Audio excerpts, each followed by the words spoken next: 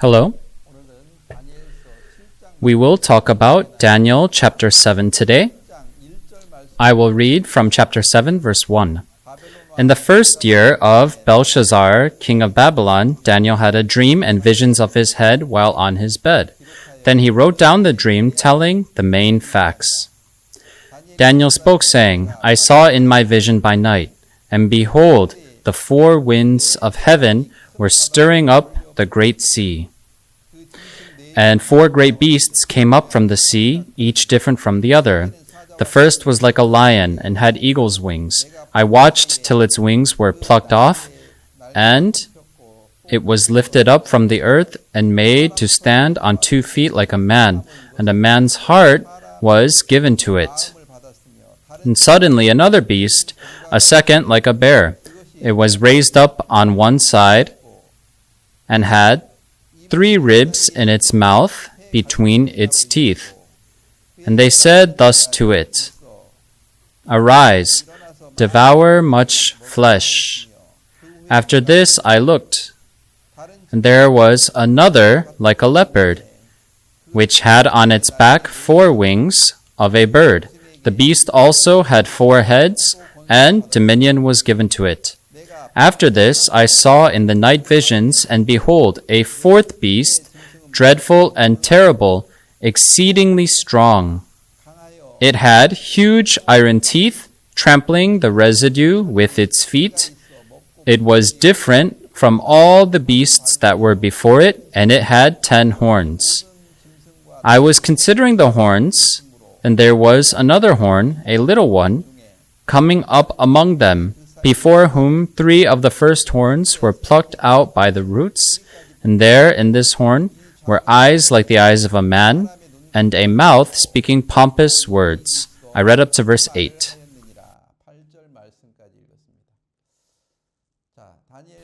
In Daniel chapter 2, King Nebuchadnezzar didn't know what dreams he had, so he gave the command to call the magicians and the astrologers and sorcerers to make the dream known to him. And if you do not make known the dream to me, you shall be cut in pieces, and your houses shall be made an ash heap. In chapter 2, King Nebuchadnezzar, it was the same thing. He saw the same world, but he didn't know what the dream was, and Daniel interpreted his dream. Now, on the contrary, in chapter 7, it was Daniel who had visions about 4 beasts. But Daniel could not interpret his visions. And then the angel appeared and made known to him the interpretations of his visions. That is recorded in chapter 7. But in chapter 2, the gold, silver, bronze, and iron referred to the 4 kingdoms.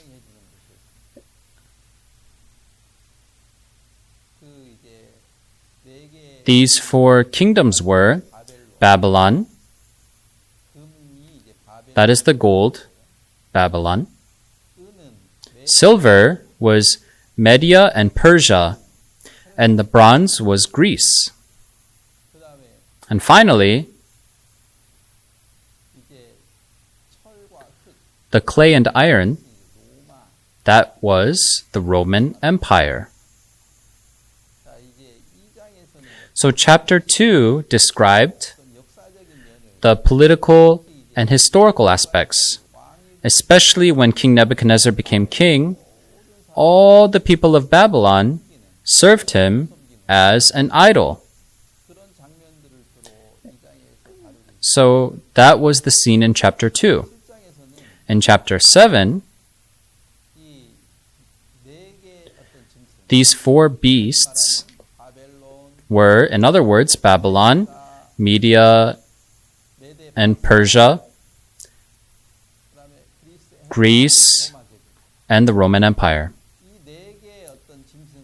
So these four beasts were compared to these four countries, these four empires. So the first was like a lion, Babylon, the king of Babylon.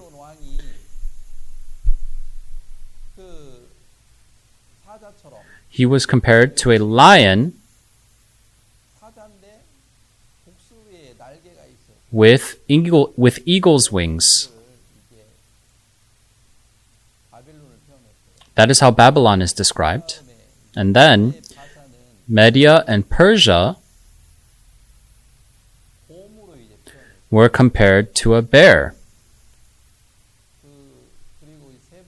The third, Greece, was a leopard. But it was a strange leopard with 4 heads and 4 wings.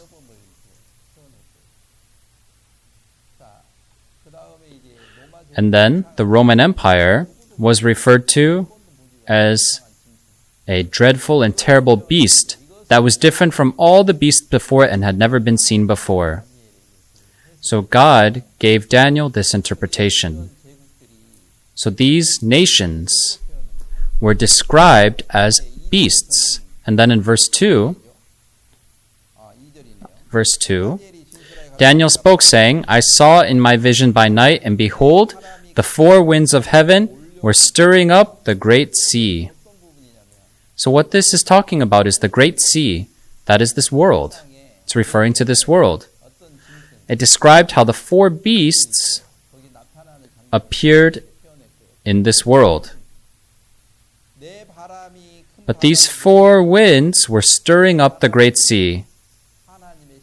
So the 4 winds express how the judgment and calamities of God befall on the 4 beasts. Now Babylon especially, was compared to a lion, which is known as the king of animals. But the lion had 4 wings like an animal, like an eagle, so it could soar up to the top of the sky, the highest. So it is the king of the birds. So Babylon, which was so powerful and strong, was eaten up by a bear. Now Daniel made this clearly known to King Nebuchadnezzar. When the king thought that he built the great Babylon by his own mighty power, he was turned into a beast like an ox. And when the king Nebuchadnezzar lived like that for 7 years and then repented, he returned back to his human form again. In the same sense, the eagle's wings were plucked off. So saying that the eagle's wings are plucked off indicated that Babylon would be conquered. It was lifted up from the earth and made to stand on 2 feet like a man, and a man's heart was given to it. So after spending 7 years as a beast, King Nebuchadnezzar repented in his heart and was given man's heart once again, and he became a normal person again. He thought he was the king, but it was God who could give the power even to a lowliest person. With this repentant heart, King Nebuchadnezzar of Babylon changed back into the image of a man. But although he wanted his heart to turn around and return to God, his son Belshazzar surely saw how his father became a beast like an ox, but did not humble his heart. That is why Babylon had to be destroyed by the bear, the nations like Media and Persia. So a bear appeared, raised up on one side, with 3 ribs in its mouth between its teeth. That means the bear will eat 3 kingdoms, such as Babylon, Egypt, and Lydia. people, they say that bears are dumb. If you say a person's like a bear, that means he's slow and dumb. They'll just eat everything they can get their hands on. Now the kings of Media and Persia, they were like that. Those kings were ultimately eaten up by King Alexander of Greece. Now King Alexander ascended the throne when he was 22 years old, and in the next 10 years until he became 33, conquered Babylon, Media, Persia, and even India. It only took 10 years. That's why King Alexander is called the leopard. The leopard had 4 heads. So having 4 heads meant he was the smartest and most capable and the quickest among all men.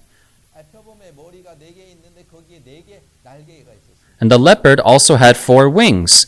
With those wings, he was able to conquer the world in a very short period of time. So King Alexander conquered Babylon, Media, Persia, and India in just 10 years. It was a very quick amount of time.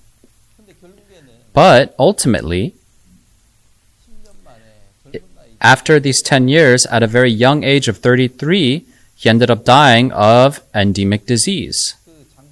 Now, at his dying bed, his generals asked him, "If you pass away, who will rule over this vast country?"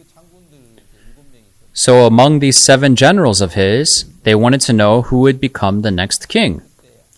Then King Alexander replied,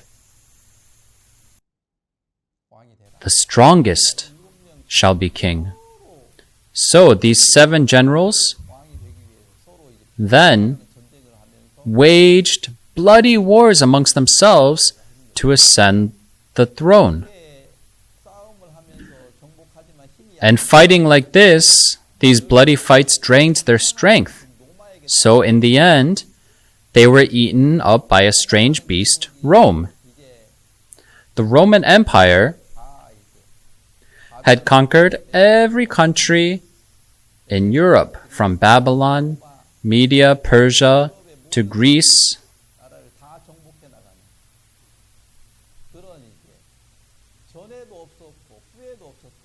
It had unprecedented power that was never seen before or after. It was exceedingly strong and devoured the world with its huge iron teeth, trampling the residue with its feet. Now these were the dreams of Daniel. He had these visions. Now you have dreams when you sleep, but you see visions and think about them even when you don't sleep. Daniel had visions by night, but did not know their interpretation. Then the angel of God appeared and made the interpretation known to him. That's why from verse 9 to verse 28, there are interpretations of each of these visions one by one. So what we need to think about here is, in other words, in Daniel, the kings of Babylon, Media, Persia, Greece, and Rome, these kings were compared to beasts. That's how God showed it. No matter how powerful and capable a person is, if he does not fear God, he is nothing but a beast. Now, King Alexander especially conquered so many nations in such a short amount of time, but he failed to control and conquer his own heart. That's why he was not able to teach his generals the proper world of the heart. He said, "The strongest shall rule." So, like beasts, the generals ended up devouring each other. This is that world. The strong prey on the weak, and the weak are trampled on. God showed Daniel that this world, in the eyes of God, is like the great sea in which the winds of heaven are stirring up and stirring up these four animals. That is how God sees this world, and that was shown to Daniel. Now, when I first read these words, at first I was confused. What is this all about? But in chapter 2, King Nebuchadnezzar raised himself as the most powerful person and made everyone serve him. So, taking him as an example, chapter 2 described how people served idols. Now, chapter 7 described this world as the world of beasts, where the strong beasts devoured each other, just like beasts in the great sea. God made it known to Daniel. Now, to the king Nebuchadnezzar, Babylon was the world where idols are made and served, but to Daniel, when he sees it, the same Babylon may be strong, but it's nothing but a lion. Nothing more than a beast. The lion was eaten by a bear, the bear was eaten by a leopard. The leopard was said to be the king of the beasts, but it was also eaten by a strange beast. And the strange beast was exceedingly strong. It had huge iron teeth and devoured and trampled the residue with its feet. But those strong beasts, in the end, would have to stand before the judgment of God. And that's why in verse 9, there were thrones where the Ancient of Days was seated. And his throne was a fiery flame, and its wheels are a burning fire. And a fiery stream issued and came forth from before him, and there was a judgment of God. And it says in verse 11, I watched then, because of the sound of the pompous words which the horn was speaking. I watched till the beast was slain, and its body destroyed and given to the burning flame. So whether it be a lion or bear or leopard or a strange beast, everything was cast into the burning flame. No matter how strong a king or nation was, they were eaten in the blink of an eye and cast into the fire. Now Daniel had visions of it, but did not know how to interpret it, didn't know what it meant, but God made known the interpretation to him.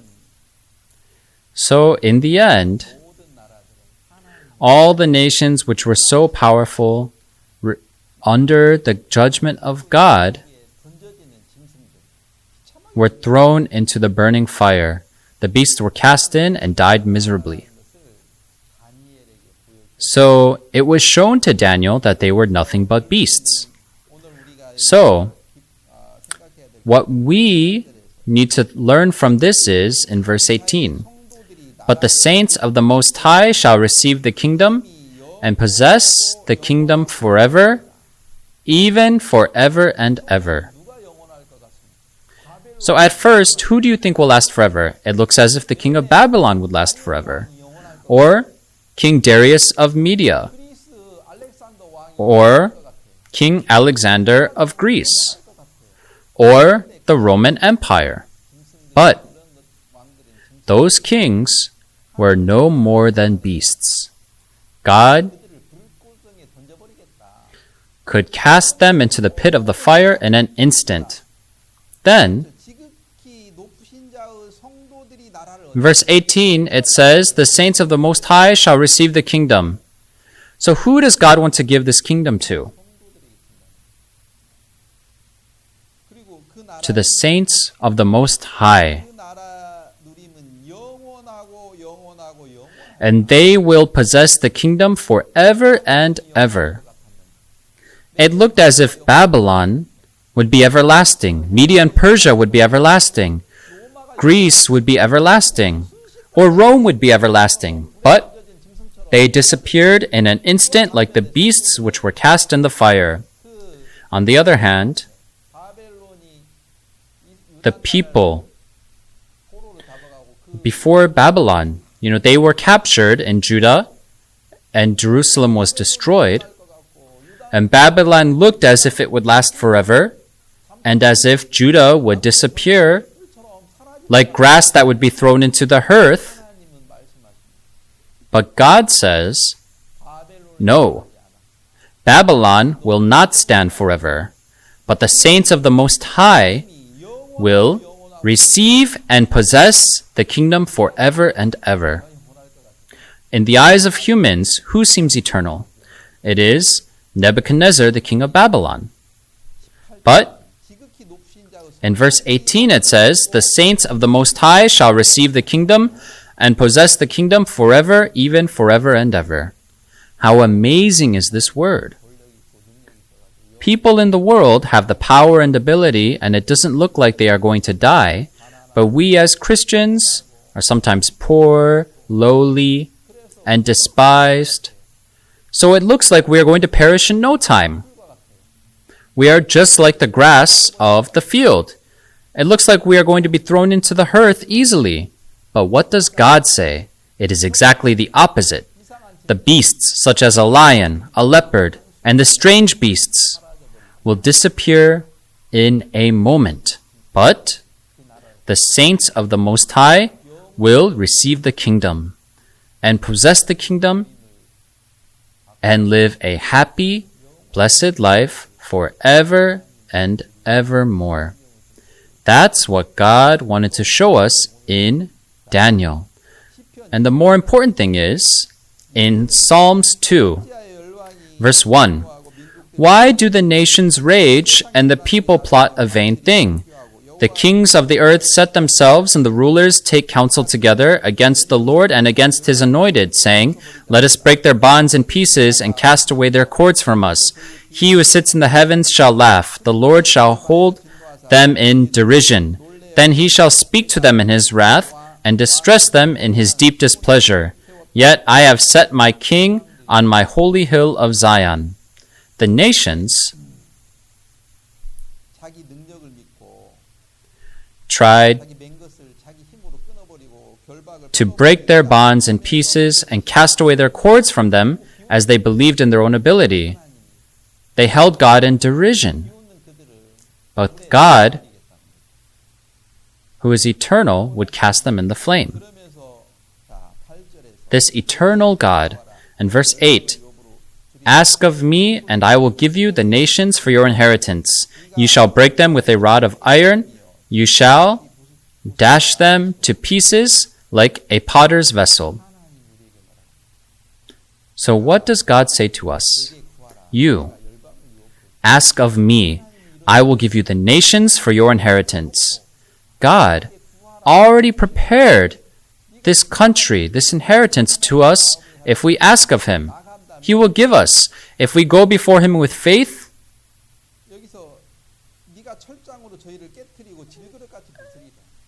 here it says, you shall break them with a rod of iron, you shall dash them to pieces like a potter's vessel. So God gives us this amazing ability so that we can break the nations like lions, Babylon, bears, leopards, and the strange beasts with a rod of iron, so that we can dash them to pieces like a potter's vessel. God has given us, the Christians, this amazing ability. In the worldly eyes, Nebuchadnezzar, the king of Babylon, or Darius, the king of Media and Persia, they looked eternal.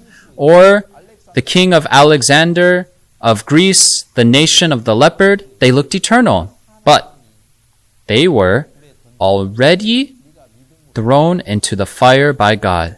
So all you need to do is go in faith and receive them all as your inheritance.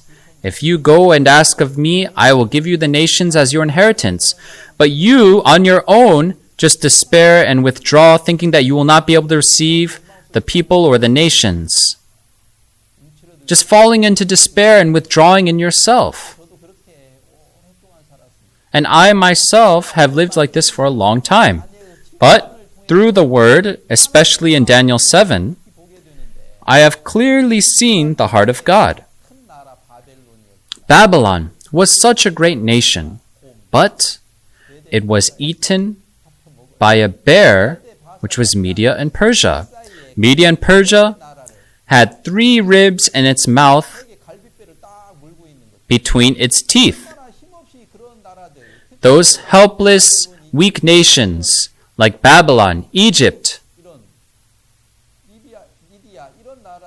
and Lydia, they used to be very powerful at their peak at that time. But now, they were dying like ribs stuck in the teeth of a bear. They were nothing. But why are we afraid of Babylon and bow to the image of gold that King Nebuchadnezzar has made? This world is like that. We are envious of people who are rich and powerful, and we kneel down and we serve them. And then, on the other hand, we condemn ourselves by looking at ourselves in despair and misery. That is so foolish and evil before God. In reality, we, the Christians, are the strongest, and we possess the kingdom of heaven forever and evermore. God has given us such a great blessing, but we are not able to enjoy it. We just waste a lot of time within our thoughts. In these words, there is a clear world of faith that God wants to give us. God clearly says that, "Ask of me, and I will give you the nations. I will break them with a rod of iron, and I will dash them to pieces like a potter's vessel. Now therefore, be wise, O kings. Be instructed, you judges of the earth.